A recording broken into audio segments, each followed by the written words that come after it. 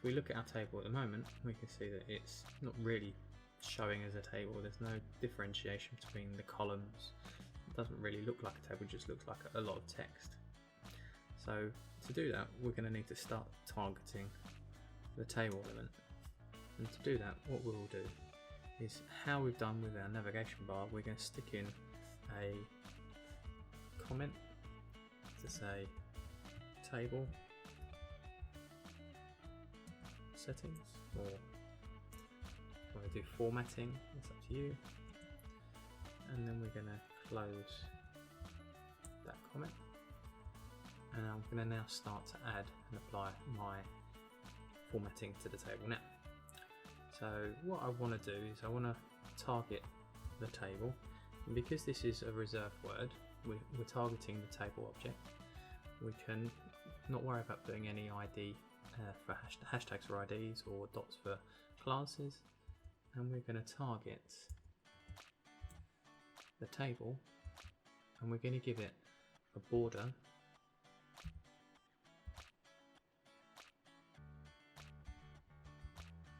and we're going to put collapse,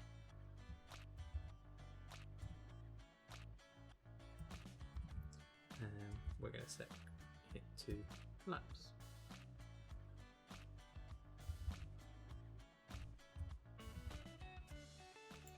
We're going to set some margins on it as well, so we'll put a margin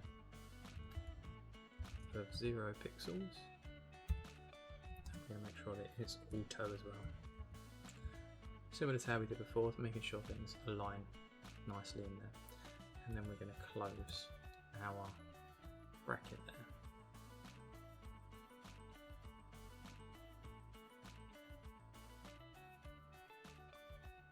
So what I would like us to do now is just push this up a little bit so that we can still see HTML that we're targeting. And we're going to go in and we're going to add some further rules to our table.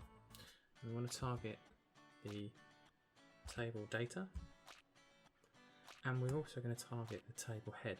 Now we can do that by doing a comma and then doing th, and that means that the rules that we're going to apply here will go across both of these target tags. So we're going to open the bracket there, and we're going to give the border on those, so border, we're going to set that to 1, and we want a solid border around the element, and we're going to define a colour for the border as well, so we're going to put hashtag 999. Notice we've got a number of elements in here. I've missed the pixels. That one there.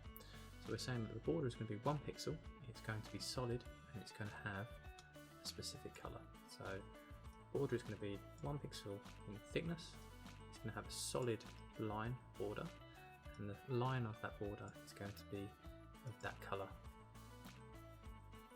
And then we're going to put a second, and then we're going to put a semicolon. We're going to add some padding as well, and we're going to apply a different scale of measurement, rems, and this is something that I want you to investigate and look into, but we're going to give a 0.5 rem to our padding, and I want to make sure that all the text inside of those areas are going to be left aligned, so we're going to set the text to be align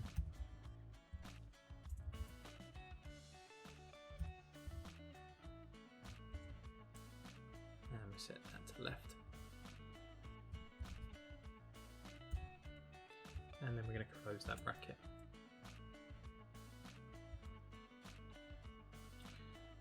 And let's save that and then preview. Notice we've got a nice little layout here. It's very tabular. It's quite easy to see what's going on, and I think that looks quite nice. So it's always a good idea once you're doing your web pages is just to take stock of what you've done and what you've written, just in case there are any elements that you've forgotten to close, or you may have mistyped the name, and just go through and bug test your code just in case you have missed something. So we'll start from the top and work our way down to the bottom and make sure that we've got all of our close tags appropriately done. We know that we've got our CSS rules in here, that if we want to make sure that things are indented properly, we can put a tab in there just to indent them, just so that we give in some sort of order to our markup and our code. And we can do this for all of our elements by selecting them and tabbing them in. And the nice thing about Notepad++ is you can select multiple ranges and multiple areas, and just simply press tab and the whole section will go over with that tab. So I'm pretty happy with how my CSS is looking there. I'm just going to double check on my HTML markup as well, and straight away I can see something that I've missed out from our original navigation bar element. And as you can see, if I click on the div here, I can't see my corresponding close div tag. So what I'll need to do is make sure that I put that in, and that should have been at the very bottom here. So what I'll do is I'll close my div tag with a /div, and as soon as I do that, you'll notice that now when I click on it, as we did before, everything seems to have resolved itself, everything seems to be happy. And by doing this, if we save what we've done here and just refresh, the page might start looking a little bit better. Yeah. So as we can see, the navigation bar is no longer stuck to the edge here. Let's push the content down. It's got its nice little hover overs working nicely for us, and everything seems to be sitting quite nicely on page.